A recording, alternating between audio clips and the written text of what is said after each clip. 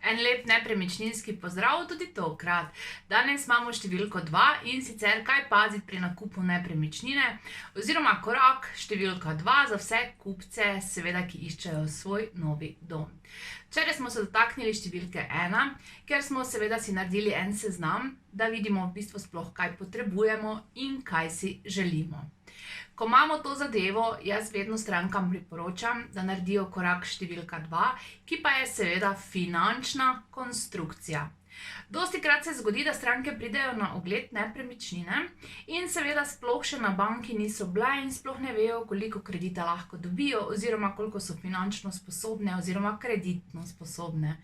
In tukaj lahko kar hitro naletimo na eno past, ker se seveda stranke oziroma kupci zaljubijo v določeno nepremičnino, potem seveda poiščejo neke določene kombinacije, kako priti do te nepremičnine z raznimi posojili, gotovinskimi, hipotekarnimi, pa še mogoče s kakšnimi drugimi posojili in potem seveda grejo preko svojih zmožnosti.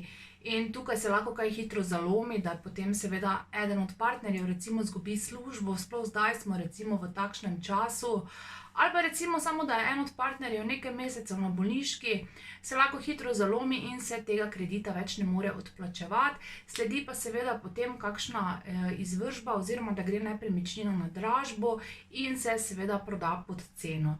Teda res vam polagam roko na srce, dajte narediti prvo preveriti na banki, v kakšnem znesku si lahko seveda vaš nov dom privoščite, teda bo potem tudi življenje lepše in lažje. Teda številka 2, finančna konstrukcija.